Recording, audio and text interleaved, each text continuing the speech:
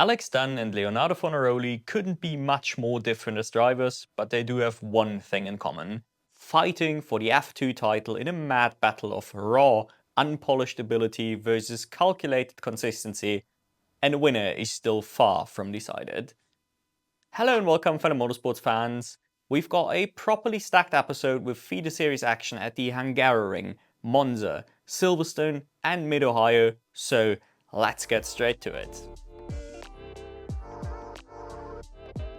I know there was British F4 as well, congrats to Salim Hanar for a fantastic weekend, but I'd rather not waste time talking about a non-championship round. Instead, we'll jump straight to the Formula Regional level.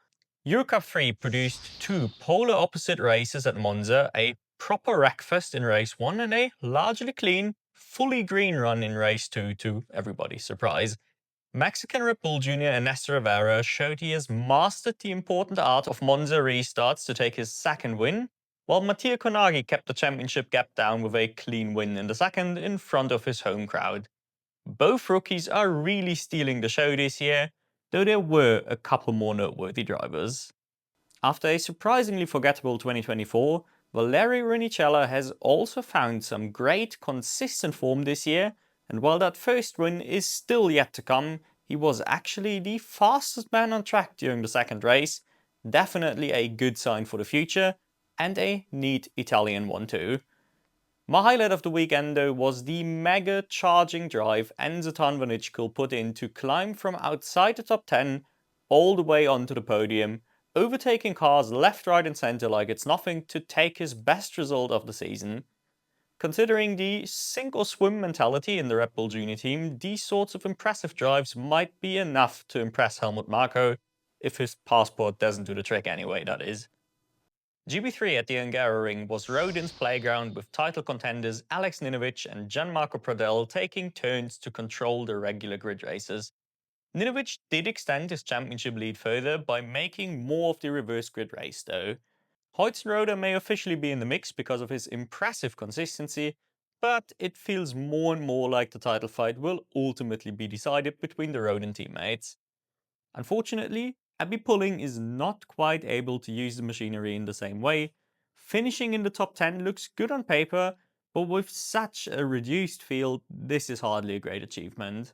High Tech may not be anywhere near as strong as I'd expected before the season, and suffered further with Nikita Johnson graduating to the F3 outfit, but at least Keanu Alazari did have his best weekend to date in the series, scoring back-to-back strong, confident podiums and finally looking like the driver I had expected before the season. With half the year left to go, he still has a good shot at working his way up the championship standings going forward. Shoutout for Razor Zewirthan for taking his maiden victory in the reverse grid, and by extension, the first victory for the new Agenti by Prema outfit as well. Given the issues the team has been having so far, he'll be a solid candidate to leave the year quite underrated, so I am glad he got the opportunity to show his skills a bit more this time. He has consistently been outclassing his teammates Jean Puccioli and, somewhat surprisingly, Lucas Fluscher so far this year, and might well be in the title hunt in a Rodin or a High Tech. And in FRECA, we've had a weekend with potentially big championship implications, most importantly the mechanical issues and subsequent disqualification for Enzo Dellini, ruining what should have been a fantastic Sunday for the former Red Bull Jr. Don't get me wrong, the title is of course still rather wide open, but a loss of 15 to 25 points, depending on how you'd want to count that, will surely hurt him later down the line. Surprisingly, this, combined with a dominant first race, puts Trident star Matteo Di Paolo back in the lead. My view hasn't changed, I don't believe in a Trident title yet, but he is certainly giving it a good go, isn't he? ART unfortunately appears to be letting down its rather strong driver lineup just a little, relegating the trio to fight outside the podium positions. The more interesting topic though is the odd case of Van Amersfoort leader Pedro Claro. I still don't know what to make of the former Brazilian F4 champ. He is rapid on his day, as shown once again on Sunday, but remains so up and down with his form that it feels impossible to actually bet on him, if you know what I mean. Add to that I don't really believe in a Van Amersfoort title either anyway, essentially reducing my current predicted title battle to Delaney versus Fast Freddy Slater, hence why this Sunday might turn out to be crucial for the championship. And just a service announcement in case you missed it, Spanish F4 star Ian Eichmans has replaced Enzo Peugeot at RPM. A great opportunity for Eichmans to get some early experience, but a real shame not to have Peugeot on the grid anymore. Hope this isn't a premature end to a single-seater stint. Either way, Eichmans did run a very similar race to what we're used to from Peugeot, yet another encouraging sign for the young Belgian. F3 had a rather interesting weekend with barely any points scored across our trio of title protagonists, despite the usual excellent qualifying form from Nikola Tsolov in particular. Thus, Martina Stenshorn and recently signed Aston Martin junior Mari Boya have started closing the points gap with great runs in the sprint, and in Boya's case, the correct tyre call to take his first feature win as well. While I never doubted Stenshorn's ability, I have to say, seeing Boya in the top 5 is quite surprising considering he may well be the definition of average in the championship in some aspects. But he has been quietly stringing together a great consistent run in the points, and I suppose this is the reward for it. I do still think the actual title fight will most likely remain between the lead trio though. Of course, we have to talk about the last piece of the Campos squad as well, Inthraphuvask and his fantastic sprint race victory. I've said it before the season that he is one of those eternally overlooked drivers, but does have some good wheel ability, and he's finally got some silverware to prove it. While we have to be fair and acknowledge that he is still the weakest link of the team, he also has two super experienced teammates to go up against. Two shoutouts to end on. First, for Theo Final for a pair of great races at the front, finding himself as a firm podium contender in both sprint and feature. Sure, he got penalised way down the order after the sprint, but nevertheless, I thought it was a great drive. And on a weekend where neither of his Van Amersfoort racing teammates did anything noteworthy. Again, someone who'll easily be overlooked, but I do think he'll be a key title player if he returns next season. And second, for Christian Ho, if you've been watching for a while, you might know that I do really rate the kid, even if he does not have the equipment to show off his skills this season. Scoring twice for the second time this season while his teammates were full-on backmarking is about as good as it's gonna get in my opinion. Again, someone we'll surely see in a Kuka car next season if he has the budget to return at all. Formula 2 being mega exciting this season is nothing new of course, but the wet weather chaos of the feature race did add yet another level to the action if you ask me. In particular, the charging efforts from the high-tech duo were a pure joy to watch, some of the most visually pleasing racing all year long I reckon.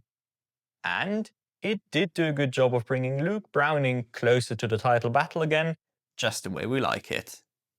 Alex Dunne somehow continues to be both fantastic and incredibly frustrating to watch. From another piece of dodgy racecraft to take himself out in the sprint, to a brilliant P2 in the feature. If he could sort out his approach to the championship, he'd be the clear-cut favourite by now in my opinion. And let me know if I'm going mental, but I also didn't like the way he handled Slick's running Cordeal ahead of him under the virtual safety car. Not the fact that he got angry on the radio, that is perfectly understandable, but running so close to a struggling driver was just asking for another incident. Wouldn't have done him any harm to leave a tiny margin while lapping on the VSC. Cordeal isn't exactly an unlikely candidate to lose it in these conditions after all. And of course, we have to talk about Leonardo Fornaroli finally breaking a nearly 5-year winless streak, and it was only his second ever car racing win, period, if you can believe that.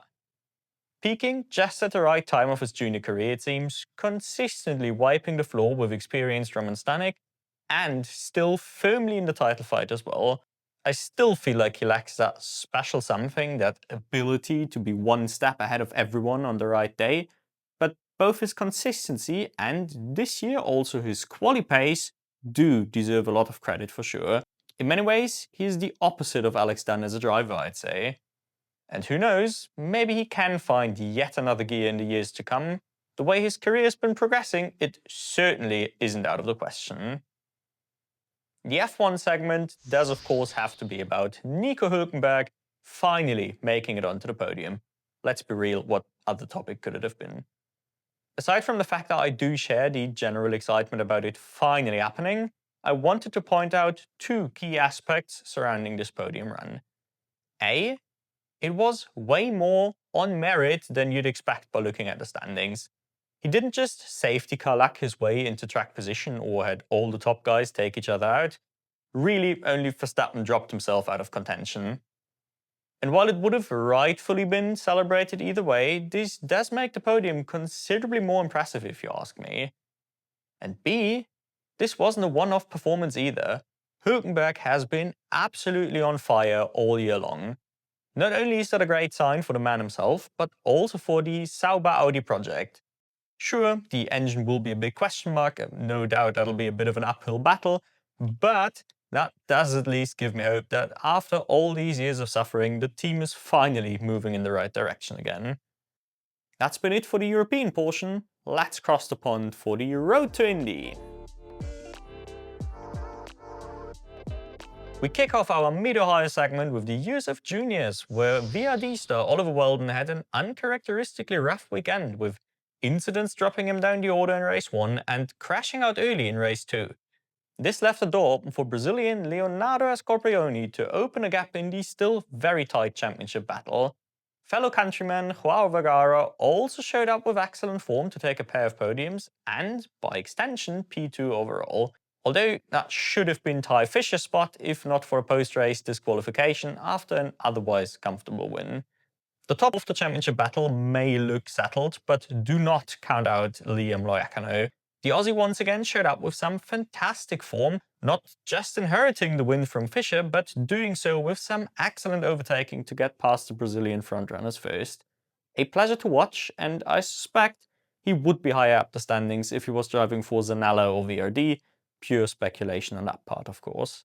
Shout out for Brendan Cooley for the best drive of his young career to date. P5 on the road, promoted to P4 post-race, and getting there on merit. Sure, he had no way to go with the small lead group, but I reckon his steady improvement still deserves some credit. In the USF 2000s, we have to face the reality that flawless Liam McNeely apparently will not be returning this year, leaving the title battle wide open on paper. By now, it appears to be coming down to a duel between Jack Jeffers and Thomas Schrag. Teddy Musella may be looking really good as well, but is still being beaten pretty consistently by VRD teammate Schrag, so I don't rate his chances particularly highly.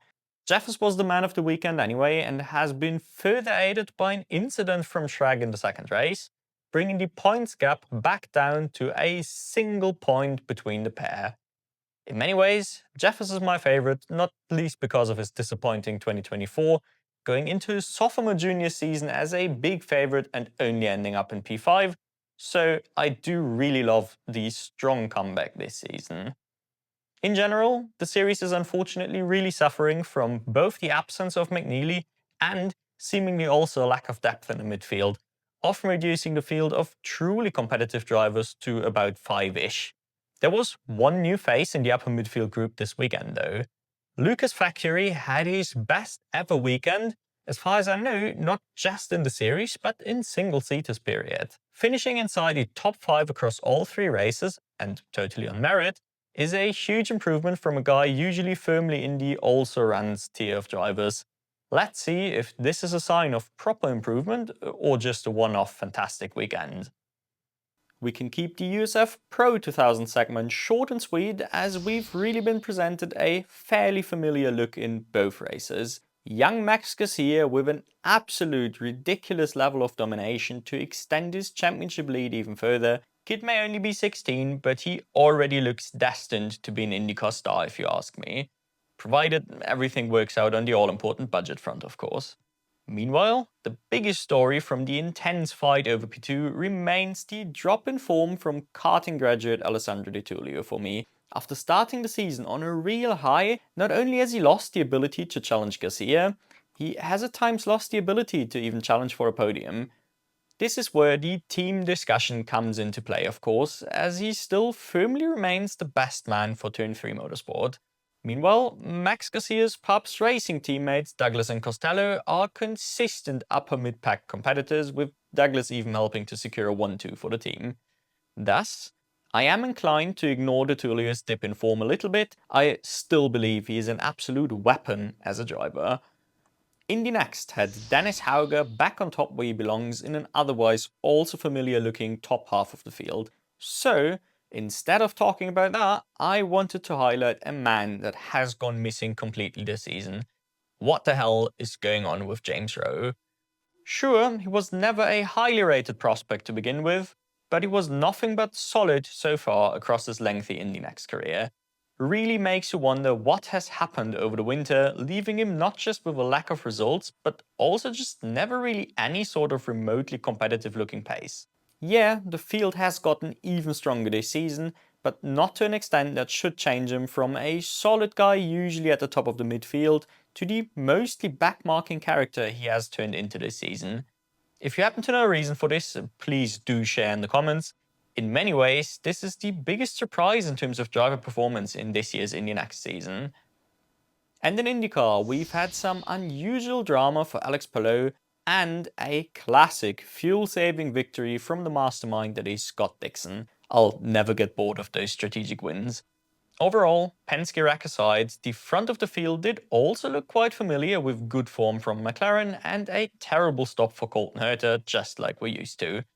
So instead, I want to highlight the great run of form Marcus Armstrong has been having recently. After a mediocre start to the season, he has really come alive to challenge Felix Rosenqvist on a regular basis. And to be fair, Meishank Racing as a whole just looked quite good. Turns out a Chip Ganassi partnership might be a good asset to have, who could have known. Unfortunately, the newcomers were yet again moving backwards in the race, especially frustrating in the case of Louis Foster. He clearly has the qualifying thing figured out. Makes you wonder if he just really struggles on the tyres, IndyNXT not requiring all that much management mind you, or if RLL just has no race pace to speak of. Foster might be struggling, but he is still regularly the best runner of the admittedly not so stacked team. Pretty interesting case, tyre management or team's race pace. Let me know what side of the debate you are on. In the meantime, let's focus on the younger age groups in our quick weekly karting report. The rather short WSK Euro Series has come to a conclusion, and while it isn't the strongest championship in the OK Junior and OK classes, it is still only fair we talk about our newly crowned champions. The Mini Under 10 started with a big crash, sending title contender and this year's superstar in the category Josh Bergman down the pack. The American recovered to P10, but that still robbed him of any title chances. Instead, the honor went to his Kiddix teammate Win Gottschalk with a comfortable drive to P2. The real star of the show, though, was Ukrainian breakout driver Platon Kovtunenko, not just winning the race for his smaller Ukrainian outfit, but doing so in surprisingly convincing fashion for a mini race. Definitely one to remember, and apparently he's doing quite well in the Italian National Championship as well this year. Mini Group 3 was all about two kids. Stan Ratajski dominating his superheat in the final to take P2 in the championship, convincingly looking like the fastest man all weekend, I say. And, more importantly, Elton Headforce keeping it both fast and clean to secure the title in comfortable fashion, despite not really fighting for podium positions in the final. How much of that was down to just playing it smart remains up to interpretation, I suppose. One caveat to this title though, his main opponent during the first round, the ever-stunning Nicolo Perico, was busy with Champions of the Future Academy this weekend, making things a fair bit easier for the newly crowned Swedish champion. In OKJ, you could really feel the absence of many regular frontrunners. Nevertheless, dominant champion Iskandar Zulfikari didn't necessarily have it all that easy, considering the form his Forza Racing teammates Domain and Collegia have shown elsewhere this year. Otherwise, I primarily noticed the continued good form from Turner Brown and the excellent runs Valerio Villapiana, last year's OKNJ star, has been having in these weaker series. I think he'll eventually bring that to the big stage as well. And in OK, showing up with probably an even weaker field than the juniors. Really, the only key story to touch on is the never-ending domination from Christian Costoia that has characterized most of the year so far. Another deserved title to his name, and there are surely more to come this season. Wow, that was one marathon episode, wasn't it? What was your favorite series this weekend? Let me know down in the comments, along with all your other thoughts and opinions. I am looking forward to our lovely little discussion as always, and to next week's slightly reduced racing action, giving me just enough time to squeeze in the iRacing edition of the 24 Hours of Spa as well. In the meantime, I thank you all for watching, and I do hope to catch you in the next one.